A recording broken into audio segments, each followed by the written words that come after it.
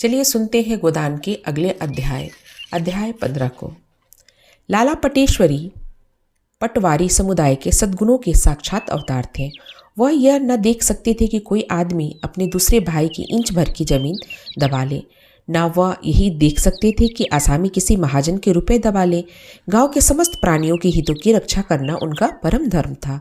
समझौता या मेलजोल में उनका विश्वास न था। ये तो निर्जीवता के लक्षण है। वह तो संघर्ष के उपासक थे, जो जीवन का लक्ष्य अब आए दिन इस जीवन को उत्तेजना देने का प्रयास करते रहते, एक फुलझड़ी छोड़ते रहते। मंगरू साहब पर इन दिनों उनकी विशेष कृपा दृष्टि थी। मंगरू साहब गांव का सबसे धनिक आदमी था, पर स्थानीय राजनीति में बिल्कुल भाग न लेता।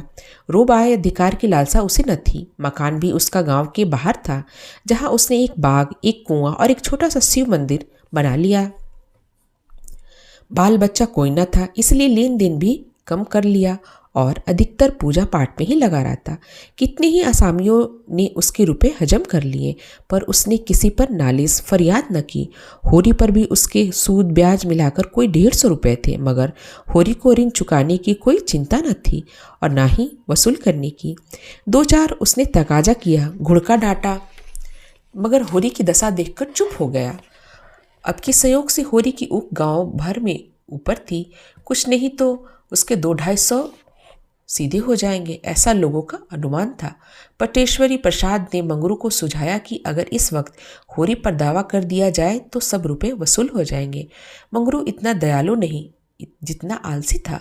झंझट में पड़ना ना चाहता था, मगर जब पटेश्वरी ने जिम्मा लिया कि उसे एक दिन की कचहरी न जाना पड़ेगा, न कोई दूसरा कष्ट होगा, बैठे बिठाए उसकी डिग्री हो जाएगी, तो उसने नालिश करने की अनुमति दे दी। अदालत खर्च के लिए रुपए भी दे दिए। होरी को खबर न थी कि क्या खिचड़ी पक रही है। कब दावा दायर हुआ, कब डिग्री हुई, उसे कुछ बिल्कुल पता न चला। कुर्की अमीन उसकी ऊख नीलाम करने आया, तब उसे मालूम हुआ सारा गांव खेत के किनारे जमा हो गया। होरी मंगरू शाह के पास दौड़ा और धनिया पटेश्वरी को गालियां देने लगी। उसकी सहज बुद्धि ने बता दिया कि पटेश्वरी ही कारस्तानी है, मगर मंगरू साहब पूजा पर थे, मिल न सके और धनिया गालियों की वर्षा करके पटेश्वरी का कुछ बिगाड़ न सकी। इधर ऊख 150 रुपये में नीलाम हो गई और बोली भी हो गई। मंगरू शाह ही के नाम, कोई दूसरा आदमी न था। दातादीन ने धनिया को गालियां सुनने का साहस न था। धनिया ने होरी को उत्तेजित करके कहा, बैठे क्या हो, जाकर पटवारी से पूछते क्यों नहीं? यही डर है मैं तुम्हारा, गांव घर के आदमियों के साथ। होरी ने दीनता से कहा, पूछने के लिए तूने मुंह ही कहाँ रखा? तेरी गालियाँ क्या उन्हें न सुनी होगी? जो गाली खाने का काम करेगा उसे गालियाँ ही मिलेंगी। तो गालियाँ भी दे और भाईचारा भी निभाएगी। देखूंगी मेरे खेत के नगीच कौन आता है। मिल वाले आकर काट ले जाएंगे, तू क्या करेगी और मैं क्या करूँगा? गालियाँ अपनी जीभ की खुजली चाहे मिटा ले, मेरे जीते जी कोई मेरा खेत काट ले जाएगा? हाँ, तेरे और मेरे जीते जी सारा गाँव मिलकर भी उसे नहीं रोक सकता। अब वो चीज़ मेरी नहीं, मंगरू शाह की है। मंगरू शाह ने मर मर कर जेठ की दोपहरी में सिंचाई गुड़ाई की थी, वो सब तूने किया, मगर अब वो चीज़ मंगरू शाह की है। वह उनके कर्जदार नहीं है। ऊख तो गई, लेकिन उसके साथ ही एक नई समस्या आ पड़ी। दुलारी इसी ऊख पर रुपए देने को तैयार हुई थी। अब वह किस जमानत पर रुपए दे? अभी उसके पहले ही 200 रुपये पड़े हुए थे। सोचा था ऊख से पुराने रुपए मिल जाएंगे तो नया हिसाब चलने लगेगा। उसकी नज़र में होरी की साख 200 तक की थी। इससे ज़्यादा देना जोखिम था। सहलागन सिर पर था, तिथि निश्चित हो चुकी थी। गौरी महतो ने सारी तैयारियां कर ली। अब विवाह का टलना असंभव था। होरी को ऐसा क्रोध आया था कि जाकर दुलारी का गला दबा दे। जितनी चिरौरी बिनती की थी वह सब कर चुका, मगर वह पत्थर की देवी जरा भी न पसीजी। उसने चलते चलते हाथ बांधकर कहा, दुलारी, मैं तुम्हारे रुपए लेकर भाग न जाऊंगा, ना इतनी जल्दी मरा ही जा रहा हूँ। खेत है, पेड़ पालो, घर है, जवान बेटा है, तुम्हारे रुपए मारे न जाएंगे, मेरी इज्जत जा रही है, संभालो। मगर दुलारी ने दया और व्यापार में मिलाना स्वीकार न किया। अगर व्यापार को वह दया का रूप दे सकती तो उसे कोई विपत्ति न होती, पर दया को व्यापार का रूप देना उसने न सीखा था। होरी ने घर आकर धनिया से कहा। अब धनिया ने उसी का दिल गुबार निकाला। यही तो तुम चाहते थे। होरी को जख्मी आंखों से देखा। मेरा ही दोष है, किसी का दोष हो, तुम्हारे मन की। तेरी इच्छा है कि जमीन रेहन रख दो। जमीन रेहन रख दोगे तो करोगे क्या? मजूरी। मगर जमीन दोनों को एक सी प्यारी थी, उसी पर तो उनकी इज्जत आबरू अवलंबित थी। जिसके पास जमीन नहीं वो गृहस्थ नहीं, मजूर है। होरी के कुछ जवाब ना पाकर पूछा, तो क्या कहती है? धनिया ने आहत कंठ से कहा, कहना क्या है? गोरी बारात लेकर आएंगे, 1 जून खिला देना, सवेरे बेटी विदा कर देना। दुनिया हंसेगी, हंस ले। भगवान की यही इच्छा है। हमारी नाक कटे, मुख में कालिक लगे तो हम क्या करेंगे? सहसा नोहरी चुंदरी पहने सामने से जाती हुई दिखाई दी। होरी को देखते ही उसने जरा सा घूंघट निकाल लिया। उससे समधी का नाता मानती थी। धनिया से उसका परिचय हो चुका था। उसने पुकारा, आज किधर चली समधिन, आओ बैठो। नोहरी ने दिग्विजय कर लिया था और अब जनमत को अपने पक्ष में बटोर लेने का प्रयास कर रही थी। आकर खड़ी हो गई। धनिया ने उसे सिर से पांव तक आलोचना की आंखों से देखकर कहा, आज इधर कैसे भूल पड़ी? नोहरी ने कातर स्वर में कहा, ऐसे ही तुम लोगों से मिलने आई हूँ। बिटिया का ब्याह कब तक है? धनिया संदिग्ध भाव से बोली, भगवान के अधीन है, जब हो जाए।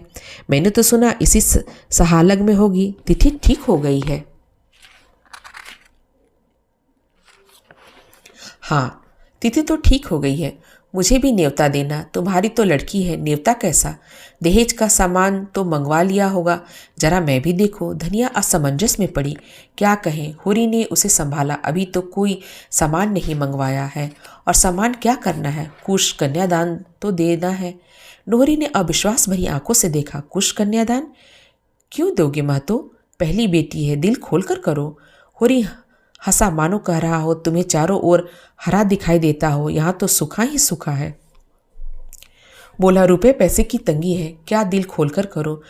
तुमसे कौन सी पर्दा? बेटा कमाता है, तुम कमाते हो, फिर भी रुपए की तंगी? किसे विश्वास आएगा? बेटा ही लायक होता तो फिर काहे का रोना? चिट्ठी पत्र तक भेजता नहीं, रुपए क्या भेजेगा? ये दूसरा साल है, एक चिट्ठी नहीं। इतने में सोना बैलों को चारे के लिए हरियाली का एक गट्टर सिर पर लिए यौवन को अपने अंचल से छुपाती बालिका सी सरल आई और गट्ठर वहीं पटक कर अंदर चली गई। नहरी ने कहा, लड़की तो खूब सयानी हो गई। धनिया बोली, लड़की की बाढ़ रेत की बाढ़ है अभी के दिन की। बर तो ठीक हो गया है ना? हाँ, हो गया है। रुपयों का बंदोबस्त हो गया तो इसी महीने ब्याह कर देंगे। नोहरी दिल की ओछी थी। इधर उसने जो थोड़े से रुपए जोड़े थे वे अपने पेट में उछल रहे थे। अगर वो सोना के ब्याह के लिए कुछ रुपए दे दे तो कितना यश मिलेगा। सारे गांव में उसकी चर्चा हो जाएगी। लोग चकित होकर कहेंगे, नोहरी ने इतने रुपए दिए, बड़ी देवी है। होरी और धनिया दोनों घर घर उसका बखान करते फिरेंगे। गांव में उसका मान सम्मान कितना बढ़ जाएगा। वह उंगली दिखाने वालों का मुंह भी चुप कर देगी। अभी सारा गांव का दुश्मन है, तब सारा गांव उसका हितैषी हो जाएगा। इस कल्पना से उसकी मुद्रा खिल गई। थोड़े बहुत से काम चलता तो मुझसे ले लेते, जब हाथ में रुपए आ जाए तो दे देना। होरी और धनिया दोनों ही एक दूसरे की ओर देखा। नहीं, नोहरी दिल लगी नहीं कर सक रही। दोनों की आंखें में विस्मय, कृतज्ञता, संदेह और लज्जा थी। नोहरी उतनी बुरी नहीं जितने लोग कहते हैं। नोहरी ने फिर कहा, तुम्हारी हमारी इज्जत एक है। तुम्हारी हंसी हो तो क्या मेरी हंसी ना होगी? कैसे भी हुआ हो, पर अब तो तुम्हारी समधिन हो। होरी ने सकुचाते हुए कहा, तुम्हारे रुपए तो घर में ही है, जब काम पड़ेगा ले लेना।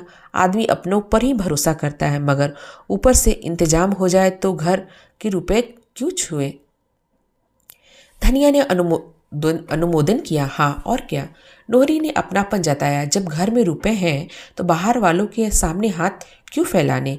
सूद भी देना पड़े, उस पर स्टाम्प लिखो, गवाही कराओ, दस्तूर दो, खुशामत करो। हाँ, मेरे रुपए छूत लगी हो तो दूसरी बात है। होरी ने संभाला, नहीं नोहरी, जब घर में काम चल जाएगा तो बाहर क्यों हाथ फैलाएं?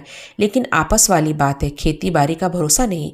तुम्हें जल्दी कोई काम पड़ा और हम रुपए ना जुटा सके तो तुम्हें बुरा लगेगा और हमारी जान भी संकट में पड़ेगी। इससे कहता था, नहीं, लड़की तो तुम्हारी है, मुझे अभी रुपए की कोई जल्दी नहीं, तो तुम्हें से ले लेंगे। कन्यादान का फल भी क्यों बाहर जाए? कितने रुपए चाहिए? तुम कितने दे सकोगी? 100 में काम चल जाएगा। होरी को लालच आया। भगवान ने छप्पर फाड़ कर रुपए दिए हैं तो जितना ले सके उतना क्यों ना ले। 100 में भी चल जाएगा, 500 में भी चल जाएगा, जैसा हौसला हो। मेरे पास कुल 200 रुपये हैं, वह मैं दे दूंगी। तो इतने में बड़ी खुश फैली से काम चल जाएगा। अनाज घर में है, मगर ठकुराइन आज तुमसे कहता हूँ, मैं तुम्हें जैसी लक्ष्मी न समझता था। इस जमाने में कौन किसकी मदद करता है और किसके पास है? तुमने मुझे डूबने से बचा लिया। दिया बत्ती का समय आ गया था। ठंडक पड़ने लगी थी। जमीन ने नीली चादर ओढ़ ली। धनिया अंदर जाकर अंगीठी लाई। सब तापने लगे। पुआल के प्रकाश ने छबीली रंगीली कुल्टा नोहरी उनके सामने बरदान सी बैठी थी। इस समय उसकी उन आंखों में सहृदयता, कपोलों पर लज्जा, होठों पर सत प्रेरणा। कुछ देर तक इधर उधर की बातें करके नोहरी उठ खड़ी हुई और कहती हुई घर चली। अब देर हो रही है, कल तुम आकर रुपए ले लेना महतो। चलो मैं तुम्हें पहुंचा दूं। नहीं नहीं, तुम बैठो, मैं चली जाऊंगी। जी तो चाहता है तुम्हें कंधों पर बैठा कर पहुंचाऊं। नोखेराम की चौपाल गांव के दूसरे सिरे पर थी और बाहर जाने का रास्ता साफ था। दोनों उसी रास्ते से चले। अब चारों ओर सन्नाटा था। नोहरी ने कहा, तनिक समझा देते रावत को, क्यों सबसे लड़ाई किया करते हैं? जब इन्हीं लोगों के बीच रहना है तो ऐसा रहना चाहिए कि 4 आदमी अपने को जाए और 4 हाल पूछे। लड़ाई झगड़े में क्या रखा है? जब तुम मुझे पर्दे में नहीं रख सकते, मुझे दूसरों की मजदूरी करनी है तो कैसे निभ सकता है?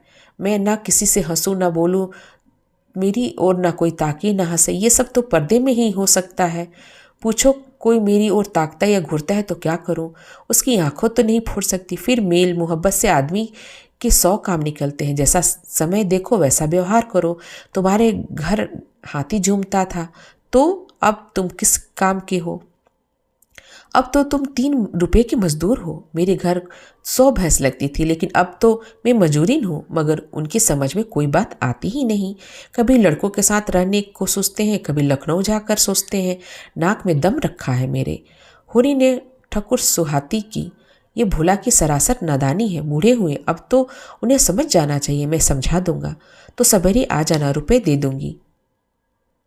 कुछ लिखा पढ़ी? तुम मेरे रुपए हजम ना करोगे, मैं जानती हूँ। उसका घर आ गया। वह अंदर चली गई तो होरी घर लौटा।